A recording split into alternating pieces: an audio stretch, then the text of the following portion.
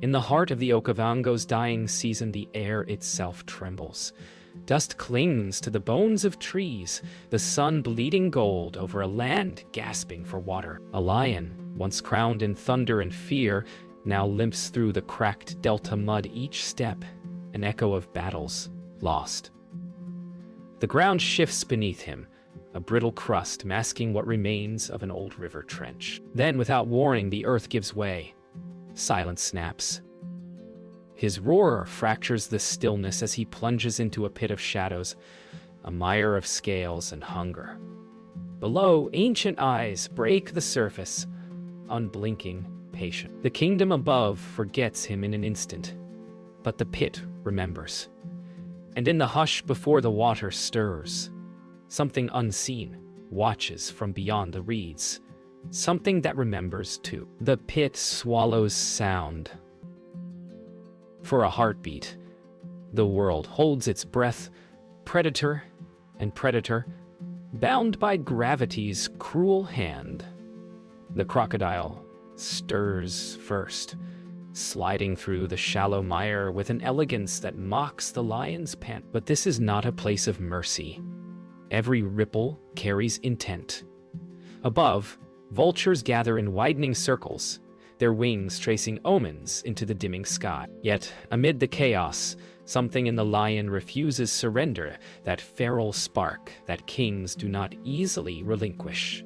His growl, low and guttural, bleeds through the stillness like a storm remembered. Night arrives not as darkness but as weight. The air thickens. The pit becomes a heartbeat of the earth. Oro senses the world narrowing, one misstep between life and legend. The crocodile stops within striking distance, its eyes glinting like old coins buried in silt. But it does not strike. It waits as if measuring something older than hunger. The wind outside carries the faint trumpet of elephants migrating east, a whisper of the world beyond suffering. Morning leaks in slow and pale. The first light reveals the lion's exhaustion, ribs sharp as spears, eyes dulled but awake. Around him, the crocodile remains motionless, disguised as driftwood. Above, the sky burns with heat already forming. The delta holds its silence, watching. Oro rises, limping to the edge, clawing at mud that slides away. Each effort draws him deeper, but he persists because kings do not know how to die quietly. Then from the reeds, a tremor not of threat, but of memory. A shadow shifts, massive and deliberate. The crocodile's gaze flickers upward, cautious. The lion, too weak to react, only stares. And there, breaking through the veil of dust, emerges the matriarch. Her tusks gleam like carved ivory relics. Her presence bends the air itself. She pauses, listening to the land's heartbeat. The lion and crocodile freeze in her silence. The delta holds its breath, for the ally has arrived. Dawn burns the mist away, unveiling the aftermath of the fall. The pit has become a crucible, a place where nature tests its fiercest children. The crocodile circles lazily, its eyes two fragments of old fire. The lion watches, muscles quivering beneath exhaustion. Above them, the elephant stands unmoving, her shadow spilling across the pit's rim. Her gaze is not one of pity, but remembrance of lost calves, vanished rivers, and the silence that follows all endings. For a long moment, the world holds three survivors in a single breath, and the air thickens with the question, what law rules this place now, hunger or grace? The crocodile shifts closer, a silent ripple across the surface. Oro's eyes narrow. Instinct surges. But before movement can meet violence, a deep, resonant sound rolls through the air, a low, ancient trumpet. Nuru has spoken, not to claim, but to warn. Her call pierces the pit, vibrating through water and bone. The crocodile pauses, turning its head just enough to acknowledge her authority. In that pause, the lion breathes again. Nature, for a fleeting instant, remembers balance, the sun climbs higher, hardening the light until every shadow becomes a wound. The pit begins to dry, mud thickening, water retreating inch by inch. The crocodile slides toward the deeper pool, retreating from the rising heat. Aro's breaths grow shallow. Each inhale tastes of salt and rot. Above, Nura's eyes soften. She reaches with her trunk, gathering clumps of reeds and tossing them into the pit. It is not kindness, it is memory. For in her long life, she has buried too many young in places just like this. The day stretches into stillness. Time dilates inside the pit, each minute a heartbeat closer to collapse. Oro lies motionless, surrounded by reeds, breath faint but stubborn. Above, the elephant remains a sentinel against the horizon, her shadow marking the hours. The crocodile vanishes entirely beneath the murk, leaving ripples that fade to nothing. The delta's silence is unbearable, as though the world itself hesitates, uncertain whether to witness death or rebirth. When twilight returns, the heat softens, and a single breeze stirs the surface of the pit. The crocodile emerges once more, but not to strike. It slides away, retreating into the darkness beyond. Oro lifts his head, eyes following its departure. Above, the elephant's shadow stretches long and solemn, like the closing of a chapter.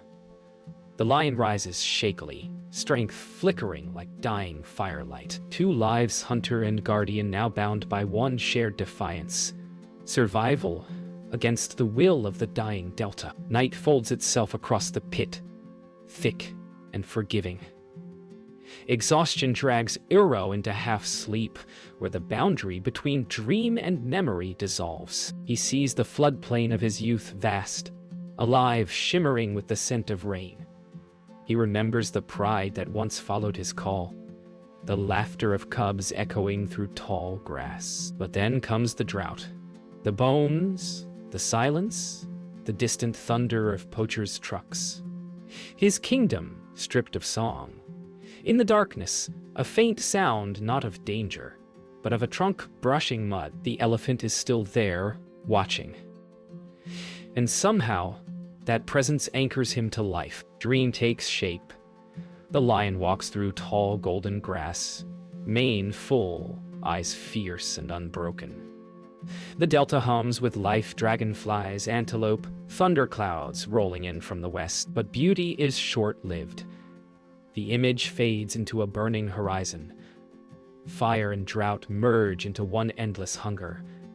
His pride scatters. His roar cracks against an indifferent sky. He wakes with the taste of ash in his mouth and the faint shadow of the matriarch still lingering above him, unmoved by the tragedies of kings. When dawn rises, Aro's eyes open to movement, a gentle rhythm in the pit.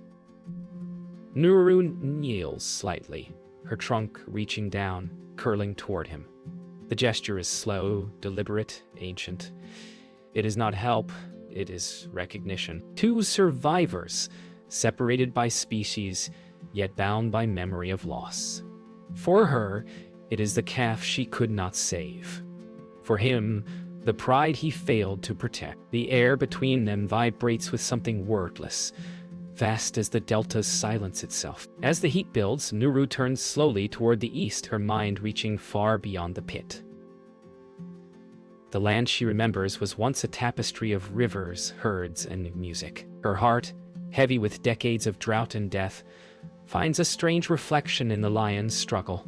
She lowers her trunk again, brushing the ground near his paw, stirring faint ripples of muddy water, a gesture as old as mercy. For the first time in days, Aro lifts his head without fear. That night, the stars bloom over the delta like embers scattered across black silk. The lion and the elephant rest in parallel stillness, two beings carved by time, framed by a silence that feels almost sacred. The crocodile, that old sentinel, drifts beneath them unseen, a relic of an older world where no mercy existed. Yet here, under constellations older than any crown or tusk, something shifts. Not peace, but truce. The first flicker, of understanding between predator and guardian. The dawn breaks cold, silver light slashing through the reed mist. The pit has grown shallow, its water reduced to a trembling mirror. Above, Nuru shifts her weight, then moves closer to the edge. The mud groans beneath her immense frame. She lowers her trunk, hesitates, then begins her descent. Each step presses history into the earth. Each step presses history into the earth. A lion watches from below, the embodiment of hunger. An elephant descends, the vessel of memory. The distance between them shrinks, and with it, the meaning of fear. The crocodile senses the tremor of her descent and rises from the deep, eyes gleaming like twin suns beneath the surface. For a heartbeat, all three lives converge. The lion freezes, the elephant does not. With a single strike of her trunk, she churns the water, a thunderous command that shakes the pit. The crocodile recoils, vanishing into silt. Aro stares not in terror, but in awe. He has seen dominance before, but never delivered with such quiet power. In the pit's silence afterward, only her breathing fills the air, ancient, steady, unbroken. When the water settles, Nuru turns her gaze toward Aro. The lion's muscles tense, but her movement holds no threat. She reaches her trunk toward him again, slower now, tracing the air just above his mane. The world contracts to that gesture, an act neither of dominance nor pity, but of recognition. The elephant, the memory keeper, and the lion, the fallen king, locked in an ancient, wordless understanding. Survival is not power, it is permission. The day ripens into heat. Together they stand in silence, one creature immense, the other carved from defiance. Above them, the delta hums, dragonflies darting. Vultures wheeling higher now, their hunger postponed. The elephant stirs the mud with her trunk, pooling fresh water from beneath the clay. Aro drinks, first cautiously, then deeply. The sound is small, almost tender, the breaking of an unspoken law. And somewhere far off, thunder murmurs. Perhaps rain remembers its path home. As dusk gathers, Nuru ascends slowly, her steps deliberate, leaving the lion alive in the pit, no longer prisoner, but witness. She pauses at the rim, turning once. The lion meets her gaze. The air between them hums with the weight of something new, a covenant written not in words, but in restraint. Above, the first raindrop falls, striking the pit's surface with a sound so delicate it could be mistaken for forgiveness. Rain arrives not as mercy, but as reckoning. The sky cracks open, and the pit becomes a river once more. Mud churns, roots snap, and the air hums with the electricity of rebirth. Oro lifts his head toward the storm, mane plastered to his skull, eyes gleaming with the first true hunger of renewal. Above him, Nuru stands in the torrent, her silhouette a monument of endurance. Between them, the storm breathes, cleansing, brutal, honest. The delta is alive again, and with life comes consequence. Thunder rolls like a heartbeat across the valley. Nuru watches as Arrow claws at the softening wall of mud, climbing inch by inch toward freedom. The rain slicks his body in streaks of red clay, his muscles burning with resurrection. The elephant takes a single step forward, trunk lowering in quiet solidarity. The storm howls louder, but her eyes hold the calm of ages. Together they move as echoes of a forgotten rhythm. Life helping life survive. At last, Aro reaches the rim. The earth beneath him quivers under the storm's weight, but he stands. Behind him, the pit floods, erasing the place where kings and monsters once met. He turns toward the elephant, rain pouring down his muzzle. She gazes back, unmoving, the distance between them charged with silent gratitude and parting. The rain hides the tremor of her breath, and when she finally turns away, it is not farewell. It is acknowledgement. The storm deepens, spreading across the plains like an awakening pulse. Water rushes through the delta's arteries, Reeds rise again. Herds stir in distant fields. A row limps into the open, each step renewed by the scent of wet earth. Behind him, Nuru follows slowly, her pace deliberate, reverent guardian of the path he reclaims. In this drenched silence, predator and matriarch walk parallel, not in alliance but in shared belonging to a land that remembers them both. When the rain finally softens, the land gleams reborn and raw. Arrow stops at the edge of the floodplain, turning one last time toward the matriarch. She stands at the heart of the rising water, unmoving, a sentinel carved from eternity. Between them lies everything that was lost, and everything remade. The wind shifts, carrying her low rumble across the plains. He answers with silence, the kind that needs no sound to be understood. And for the first time, the Delta knows peace. The storm's roar fades into a chorus of renewal. Across the Delta, rivers unfurl like veins of light, carrying the scent of life to every corner. Herds emerge from the mist, zebra, antelope, buffalo, their silhouettes trembling against the dawn.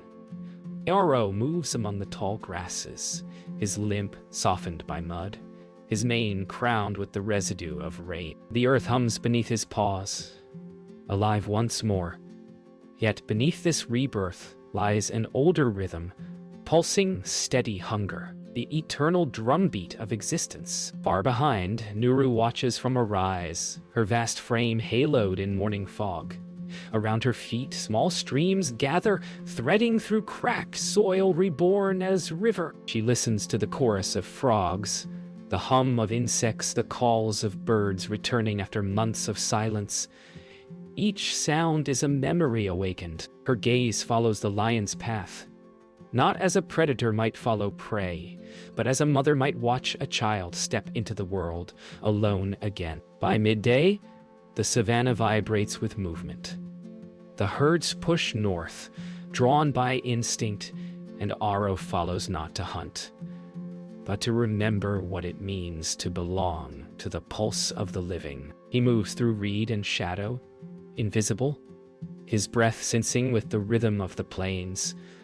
Above, vultures drift in lazy spirals, but their hunger finds no target yet. For the first time in a season, the Delta's silence is broken not by death, but by life unfolding. As the sun lowers, the air thickens with scent, musk, water, blood, grass.